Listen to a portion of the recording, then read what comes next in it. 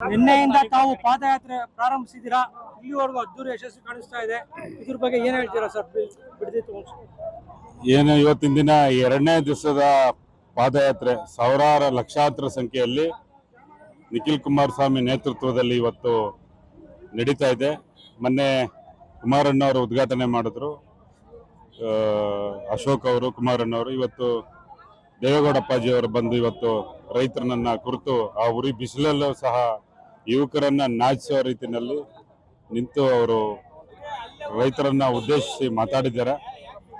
ಇವತ್ತಿಗೆ ಏನು 517 ದಿವಸಗಳಿಂದ ಏನು ಸತತ ಹೋರಾಟವನ್ನ ರೈತರು ಮಾಡ್ತಾ ಇದ್ದಾರೆ.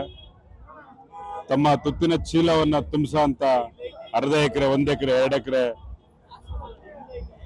ಜಮೀನನ್ನ ಇಟ್ಟುಕೊಂಡು ಅದನ್ನ ಸರ್ಕಾರ ಕಿತ್ಕೊಳ್ಳೋಕೆ, ಬಲವಂತವಾಗಿ ಕಿತ್ಕೊಳ್ಳೋಕೆ ಏನು ಬಂದಿದೆ, ಅದರ ವಿರುದ್ಧ ನಮ್ಮ ರೈತರ ಪಕ್ಷ JDS ಹಾಗೂ NDA ವತಿಯಿಂದ ನಮ್ಮ ನಿಖಿಲ್ ಕುಮಾರಸ್ವಾಮಿ ಅವರು ಸತತ ಹೋರಾಟವನ್ನ ಮಾಡ್ತಾ ಇದ್ದಾರೆ. ಯಾವುದೇ ಕಾರಣಕ್ಕೂ ಜೀವ ಬೇಕಾದ್ರೆ ಕೊಡ್ತೀವಿ, ನಾವು ಜಮೀನನ್ನ ಕೊಡಲ್ಲ ಅಂತ ಆ ಭಾಗದ ರೈತರು ಹೊರಟಿದ್ದಾರೆ. ಸರ್ಕಾರ ಬಲವಂತವಾಗಿ ಏನು ರೈತರ ಮೇಲೆ ಒತ್ತಡ ಆಗ್ತಾ ಇದೆ. ಖಂಡಿತ ಮುಂದಿನ ದಿನಗಳಲ್ಲಿ ಸರ್ಕಾರಕ್ಕೆ ಒಳ್ಳೇದಾಗಲ್ಲ. ರೈತರ ಮೇಲೆ ದಬ್ಬಾಳಿಕೆ ಮಾಡಿದ್ರೆ ಯಾವುದೇ ಸರ್ಕಾರಗಳು ಉಳಿದಿಲ್ಲ, ಯಾವುದೇ ಕಾರಣಕ್ಕೂ ಮುಂದಕ್ಕೆ ಇರೋದಿಲ್ಲ. ಇದ್ರ ವಿರುದ್ಧ ಟೌನ್ಶಿಪ್ ಮಾಡ್ಲಿಕ್ಕೆ ಏನು ಸತಾಯಗತ ಮಾಡೇ ತೀರ್ತೀವಿ ಅಂತ ಸನ್ಮಾನ್ಯ DK ಶಿವಕುಮಾರ್ ಅವರು ಹೊರಟಿದ್ದಾರೆ. ಅದ್ರ ವಿರುದ್ಧವಾಗಿ ಪಾದಯಾತ್ರೆಯನ್ನ ಮಾಡ್ತಾ ಇದ್ದೀವಿ. ಇವತ್ತು 2ನೇ ದಿವಸ. ನಾಳಿಗೂ ಸಹ ಫ್ರೀಡಂ ಪಾರ್ಕ್ ನಲ್ಲಿ ಸಾವಿರಾರು ಲಕ್ಷಾಂತರ ಸಂಖ್ಯೆಯಲ್ಲಿ ಜನಗಳನ್ನ ಸೇರಿಸಿ, ಕಾರ್ಯಕರ್ತರು, ರೈತರುಗಳು ಸೇರಿಸಿ ಬೃಹತ್ ಪ್ರತಿಭಟನೆಯನ್ನ ಹಮ್ಮಿಕೊಂಡಿದ್ದೀವಿ. ಸರ್, ಸಚಿವರಾದ ಬಾಲಕೃಷ್ಣ ಅವರು ಹೇಳ್ತಾ ಇದ್ದಾರೆ, ಇದನ್ನ ಫಸ್ಟ್ ಇನಿಷಿಯೇಟ್ ಮಾಡಿದ್ದು, ಪ್ರಾರಂಭಿಸಿದೆ ಕುಮಾರಣ್ಣ ಸರ್ಕಾರ ಮತ್ತೆ ಯಡಿಯೂರಪ್ಪ ಸರ್ಕಾರ. ನೋಡಿ, ಬಾಲಕೃಷ್ಣ ಅವರು ಮಾತಾಡ್ತಾರೆ, ಇದುವರೆಗೂ ಮಾತಾಡಿದ್ರು. ಮಂತ್ರಿ ಪದವಿ ಬೇಕಾಗಿತ್ತು, ಮಾತಾಡಿದ್ದಾರೆ. ಇಡೀ ರಾಜ್ಯದಲ್ಲಿ ಮಂತ್ರಿ ಪದವಿ ಏನಾದ್ರೂ ಸ್ಥಾನ ಬೇಕು ಅಂತಂದ್ರೆ ಕುಮಾರಣ್ಣನ ವಿರುದ್ಧವಾಗಿ ಮಾತಾಡಿದ್ರೆ ಸಿಗುತ್ತೆ ಅನ್ನೋದು ಒಂದು ಅವರು ಇದು ತಾವೆಲ್ಲ ಗಮನಿಸಿರ್ಬೇಕು. ಅದಕ್ಕೆ ಮುಂಚೆನೂ ಸಹ ಬಾಲಕೃಷ್ಣ ಅವರು ಮಾತಾಡಿದ್ದಾರೆ, ರೈತರು ಹೊಟ್ಟೆ ಮೇಲೆ ಹೊಡಿಬಾರ್ದು, ಅದು ಮೀಡಿಯಾ, ಸೋಷಿಯಲ್ ಮೀಡಿಯಾದಲ್ಲಿ ಓಡಾಡ್ತಾ ಇದೆ, ಯಾವುದೇ ಕಾರಣಕ್ಕೂ ಮಾಡಕ್ ಬಿಡೋದಿಲ್ಲ, ಅದು ಇದು ಅಂತ ಮಾತಾಡಿದ್ದಾರೆ. ಈಗ ನೋಡಿದ್ರೆ ಪಕ್ಷ, ಅದೇ ಪಕ್ಷದಲ್ಲಿ ಉಂಡು ತಿಂದು ಬೆಳೆದು ಈಗ ಏನೋ ರೈತರು ವಿರುದ್ಧವಾಗಿ ಮಾತಾಡೋದನ್ನ ಅವರು ಗಮನಿಸ್ತಾ ಇದ್ದೀವಿ. ಮುಂದಿನ ದಿನಗಳಲ್ಲಿ ಇದಕ್ಕೆ ಫಲನ ಈ ಭಾಗದ ಜನರು ಕೊಡ್ತಾರೆ, ಅದನ್ನ ಅವರು ಉಣ್ತಾರೆ.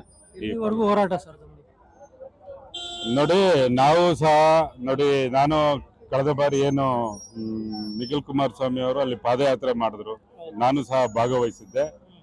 ಅಲ್ಲಿ ಸುಮಾರು ರೈತರುಗಳು ನಾವು ಗಮನಿಸ್ತಾ ಇದ್ದೆ, ಫಲವತ್ತಾದ ಜಮೀನು, ರೇಷ್ಮೆ ಬೆಳಿತಾರೆ, ಕಬ್ಬು ಬೆಳಿತಾರೆ, ತೆಂಗು, ಅಡಿಕೆಗಳನ್ನ ಬೆಳಿತಾರೆ.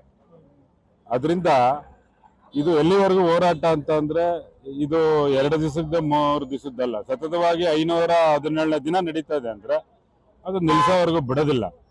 ಯಾಕೆಂತಂದ್ರೆ ಇದಕ್ಕೆ ಸರ್ಕಾರ ಮಣಿಲೇಬೇಕು.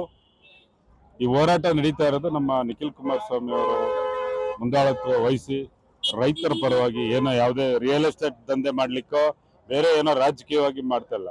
ಯಾಕೆಂದ್ರೆ ರೈತರ ಪಕ್ಷದಿಂದ ಅವ್ರು ಬಂದಿದ್ದಾರೆ, ಅವ್ರು ರೈತರ ಪರವಾಗಿ ಹೋರಾಟವನ್ನ ಮಾಡ್ತಾ ಇದ್ದಾರೆ. ಇದನ್ನ ಸರ್ಕಾರನ ಮನಸ್ಸವರೆಗೂ ಹೋರಾಟ ಮಾಡ್ತೀವಿ ಅಂತ ಈ ಸಂದರ್ಭದಲ್ಲಿ ನಾನು ಹೇಳ್ತೀನಿ. ಸೋಮಣ್ಣವರು ಬಿಜೆಪಿಗೆ ಸುದ್ದಿ ಇದೆ, ನೋಡಿ, ಅದೆಲ್ಲ ಊಹಾಪೂಹ. ಯಾಕೆಂದ್ರೆ ತಮ್ಮೆಲ್ಲರಿಗೂ ಗೊತ್ತೇ ಇದೆ, ಸೋಮಣ್ಣ ಅವರು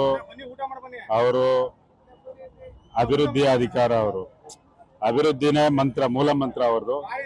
NDA ಪಕ್ಷದಿಂದ ನಾವೆಲ್ಲ ಸೇರಿ JDS ಇರ್ಬೋದು, BJP ಇರ್ಬೋದು, ಅವರು ಅನೇಕ ಸಲ ಹೇಳಿದ್ದಾರೆ ಸೋಮಣ್ಣವರು, ಈ ಭಾಗದಲ್ಲಿ ನಾವು ಗೆದ್ದಿರೋದು NDA ಮೈತ್ರಿಕೂಟದಿಂದ, ಅದೇ ರೀತಿ ಅವರು ಕೆಲಸನ ಮಾಡ್ತಾರೆ. ನೀವೇನ್ ಹೇಳ್ತಾ ಇದ್ದೀರಾ, ಬಿ ಶ್ರೀನಿವಾಸ್ ಅವ್ರಿಗೆ ಸೋಮಣ್ಣ ಅವ್ರಿಗೆ ಗಾಳ ಹಾಕಿದಾರ, ಅದು ಸತ ಸುಳ್ಳು. ಯಾಕೆಂತಂದ್ರೆ ಅವ್ರಿಗೂ ಗೊತ್ತಿದೆ, ಇಡೀ ಈ ಕಳೆದ ಚುನಾವಣೆಯಲ್ಲಿ ನಮ್ಮ ದೇವೇಗೌಡ ಅಪ್ಪಾಜಿ ಅವರು ಸ್ಪರ್ಧೆ ಮಾಡಿದ್ರು. ಅವ್ರನ್ನ ಕರ್ಕೊಂಬಂದು, ಮುಂಭಾಗಲಿಂದ ಕರ್ಕೊಂಬಂದು ಹಿಂಭಾಗಲಲ್ಲಿ ಬೇರೆ ತರ ಕೆಲಸ ಮಾಡಿದ್ರು. ವಾಸು ಅವರು ಸೋಲಿಸ್ಲಿಕ್ಕೆ ಕಾರಣ ಅವರೇ. ಅದರಿಂದ ಈ ಸಲ ನಮ್ಮ ಸೋಮಣ್ಣ ಅವ್ರ ಎಲೆಕ್ಷನ್ ಬಂದಾಗ ಅವರು ಫ್ಯಾಮಿಲಿ ಇರ್ಬೋದು, ಅವರ ಕಾಂತನನ್ನೇ ತೊಡೆ ತೊಟ್ಟಿ ಶತಾಯ ಗತಾಯ ಸೋಮಣ್ಣ ಅವ್ರನ್ನ ಸೋಲಿಸ್ಲೇಬೇಕು ಅಂತ ಹೋರಾಟ ಮಾಡಿದ್ರು, ಬೀದಿಗಿಳಿದು ಹೋರಾಟ ಮಾಡಿದ್ರು. ಅವರು ಎಲೆಕ್ಷನ್ಗೂ ಸಹ ಅವರು ಇಷ್ಟೊಂದು ಎಫೆಕ್ಟ್ ಹಾಕಿರ್ಲಿಲ್ಲ. ಅವರು ಸೋಮಣ್ಣ ಅವ್ರನ್ನ ಸೋಲ್ಸ್ಲಿಕ್ಕೆ ಅಷ್ಟೊಂದು ಎಫೆಕ್ಟ್ ಹಾಕಿದ್ರು ಗುಬ್ಬಿ ಶ್ರೀನಿವಾಸ್ ಅವರು. ಅದು ಜನನ ನೋಡಿದ್ದಾರೆ.